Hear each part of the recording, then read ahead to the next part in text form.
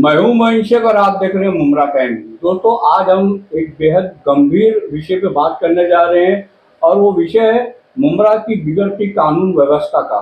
जैसे कि आपको मालूम है कि मुमरा में इन दिनों क्राइम का ग्राफ काफी बढ़ा हुआ है, धड़ल्ले से नशे का व्यापार हो रहा है और इसके अलावा अगर हम देखें तो लूटपाट की जो घटनाएं हैं वो भी अधिक हो रही है। छीना झपटी, मारपीट, हत्या का प्रयास, ये कई ऐसे आपराधिक मामले हैं जो दिन ब दिन हमारे सामने आते रहते हैं। अगर हम मुमरा के कानून व्यवस्था की बात करें तो इस समय काफी लचर हो चुकी है मुमरा की कानून व्यवस्था और पुलिस अब तक अपराधियों को या अपराध को रोकने में पूरी तरीके से नाकाम साबित हुई। जिसकी ताजा मिसाल है कि कल हमारे शहर के एक वरिष्ठ पत्रकार सुल्तान रिजवी साहब के साथ एक ऐसी घटना हुई जिसने पूरे शहर को झकझोर करके रख दिया। एक छोटी सी बात के ऊपर, एक छोटे से विवाद के ऊपर एक आपराधिक छवि के व्यक्ति ने उनके ऊपर जानलेवा हमला करने की कोशिश की और पूरी रात को चाकू लेके सुल्तान रिजवी साहब को ढूंढता रहा ताकि वो उनके ऊपर हमला कर सके। सुल्तान रिजवी साहब ने इसकी शिकायत पुलिस चौकी में भी की, लेकिन पुलिस ने जिस तरीके से मामले को दर्ज करने के लिए आनाकानी की, उसी विषय पे, गंभीर विषय पे बात करने के लिए हमारे साथ कुछ शहर के वरिष्ठ पत्रकार सुल्तान रिजवी साहब भी मौजूद है। तो आइए हम उनसे समझने की कोशिश करेंगे कि कल ये जो उनके साथ में जो अप्रिय घटना हुई है उस बारे में उनका क्या कहना है और क्या पूरा मामला था। सुल्तान रिजवी साहब, क्या बताना चाहोगे कल जो आपके साथ में जो घटना हुई, जब एक गुंडे वहाँ के, जहाँ आप रहते हैं वहाँ के गुंडे ने आपके ऊपर जानलेवा हमला करने की कोशिश की और चाकू निकाल लिया था आपके ऊपर एक छोटी सी बात को लेके, तो क्या बात थी, क्या मामला था? पहली बात तो मैं जो हमारे शहर के पत्रकार हैं, पत्रकार साथी हैं, उनका शुक्रिया अदा करेंगे कि हमारे साथ जो हादसा हुआ है उस पर पुलिस कार्रवाई करने के बजाय, पुलिस को कार्रवाई करना चाहिए, लेकिन हमारे शहर के पत्रकार काफी चिंतित हैं इस विषय को लेकर के। और हमारे शहर का एक युवा पत्रकार है, मुंबई टीवी चैनल का एडिटर अफजल शेख, सबसे पहले खबर उन्होंने चलाई। उसके बाद हमारे काफी जो है चर्चित पत्रकार हैं एफके न्यूज के जहांगीर रियासत, उन्होंने इस खबर को जो है प्रसारित किया। और हमारे निसार भाई हैं, उन्होंने जो है हमारे न्यूज को कवर किया, इसलिए कि वो काफी चिंता में है कि अगर हमारे पत्रकार साथी को कुछ हो गया, अनहोनी हो गया तो क्या होगा। लेकिन पुलिस को कोई चिंता नहीं है, शहर के कुछ समाज सेवक हैं उनको चिंता है। हमारे मुमरा शहर के जो व्यापारी संघ के प्रेसिडेंट हैं हीरालाल गुप्ता जी, उन्होंने खुद हमसे पर्सनली कहा, सुल्तान रिजवी साहब हम लोग आपके साथ हैं। बताइए, समाज के लोग मेरे साथ हैं, पत्रकार हमारे जो शहर के मीडिया वाले हैं हमारे साथ, लेकिन पुलिस को कोई लेना देना नहीं है। आज पुलिस की निष्क्रियता है, पुलिस की लापरवाही है जो हमारे साथ ये हादसा हुआ और पुलिस हाथ पर हाथ रख के बैठी है। आखिर क्या बात हुई थी, क्या मामला था जिसको लेके उसने आपके ऊपर जानलेवा हमला करने की कोशिश की? मामूली बात पे हमारे घर की शिफ्टिंग हो रही थी और जो लेबर थे वो सामान निकाल करके गाड़ी में लोड करके दूसरी जगह जहां हमने घर लिया है वहां ले जाना चाहते थे और ये गुंडा अचानक आया और इसने घर के सामने, बिल्डिंग के सामने अपनी गाड़ी लगा दी। तो गुंडे का नाम क्या था? गुंडे का नाम बताया जाता है सलमान मोहम्मद सिद्दीकी। अच्छा जी, और ये चर्ची किस्म का है, इसके खिलाफ कई अपराध भी हैं, दर्ज हैं। और इस दिन में इसने एक मोबाइल की दुकान पे जो है तोड़फोड़ किया, मोबाइल छीना, लेकिन पुलिस ने कोई कार्रवाई नहीं की। मोबाइल वाला डर के मारे गया नहीं, उससे पूछा हम लोगों ने कि क्यों नहीं गए, कहीं क्या जाएंगे, पुलिस हमको खुद उल्टा ही बैठा लेगी। आपके साथ में विवाद क्यों हुआ था उसके साथ में? जब उसने बाइक लगाया तो हमने कहा ये सामान आ रहा है, तुमने रास्ता रोक दिया है, बिल्डिंग की गेट पे गाड़ी रोक दी है, तो कैसे सामान जाएगा, आप हटा लो। तो बोले किसी के बाप का रोड है।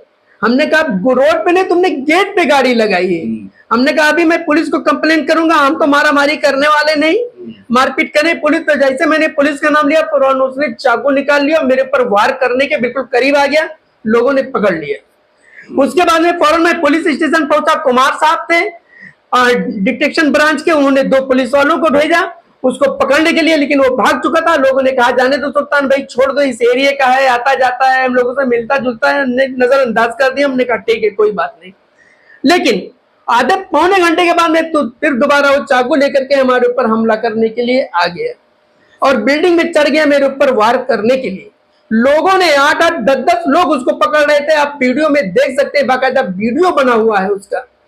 और जो है फिर मैं दोबारा गया, फिर पुलिस वाले आए, उसके बाद में उसको पकड़े हैं ला करके। जब मैं उसको लॉकअप में बैठाया है, लॉकअप में नहीं, लॉकअप से पहले पैसेज में बैठाया, कंप्लेंट रूम में उस वक्त कोई नहीं था, कंप्लेंट रूम बिल्कुल खाली था कि नाम का लमदार वो है कंप्लेंट रूम, वहां पर कोई जल्दी बैठता नहीं, रात में सब अपने अपने कमरे में आराम से एसी में सोते रहते हैं और जनता आती है, चीखती चिल्लाती है और चली जाती है, और इसी का फायदा उठा करके वो बाहर भाग गया। तो कहीं ना कहीं ये तो पुलिस की लापरवाही ना, पुलिस की जानबूझकर लापरवाही है, घोर लापरवाही है, व्यापक लापरवाही है। आपके साथ में जो घटना घटी थी उसको लेके आपने मुमरा पुलिस स्टेशन में शिकायत दर्ज कराई कि पुलिस का क्या रवैया रहा इस मामले में? पुलिस का बिल्कुल ढीला ढाला रवैया रहा। जब हमने कमिश्नर साहब बोला कि हम साहब के पास जाएंगे, तब उन्होंने FIR दर्ज किया है।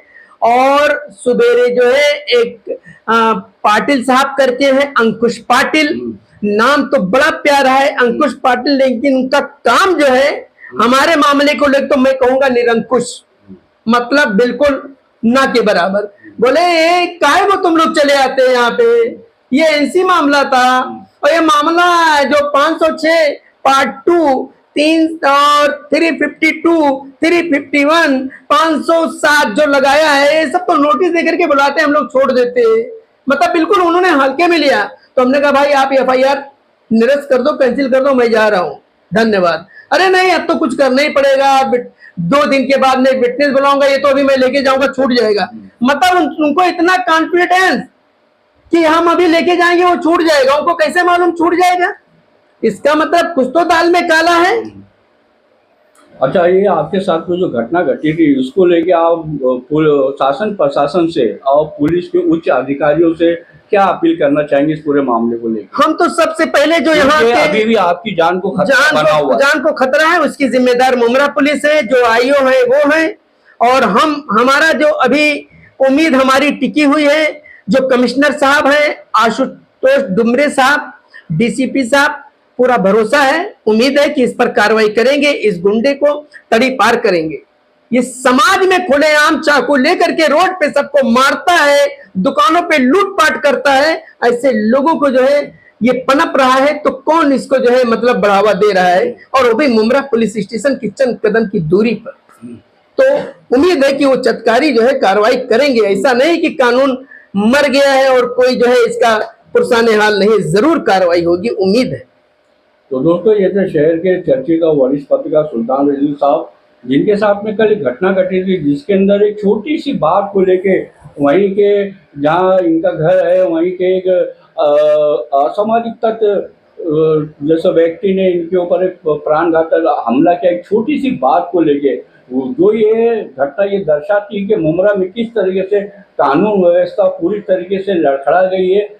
आपको याद होगा कि अभी कुछ साल पहले यहाँ के मुमरा पुलिस स्टेशन के जो सीनियर हुआ करते थे रविंद्र तायड़े साहब, उनका जो कार्यकाल था, उनके कार्यकाल के अंदर जो अपराधी किस्म के लोग हैं उनके ऊपर उन्होंने जिस तरीके से लगाम कसा था, जो क्राइम का ग्राफ उन्होंने ऊपर से नीचे लेके आया था, वो अभी भी लोग उनको याद करते हैं।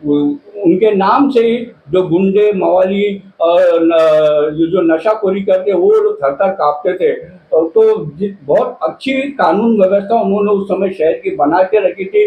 आज हमारे शहर को जरूरत है ऐसे ही निडर और जुझारू मुमरा पुलिस स्टेशन में सीनियर की, जो कानून व्यवस्था को चुस्त और दुरुस्त रख सके।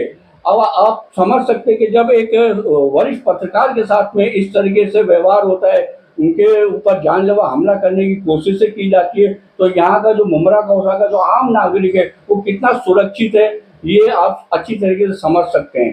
कैमरामैन अबू बकर के साथ मैं मोइन शेख, मुमरा टाइम्स के लिए।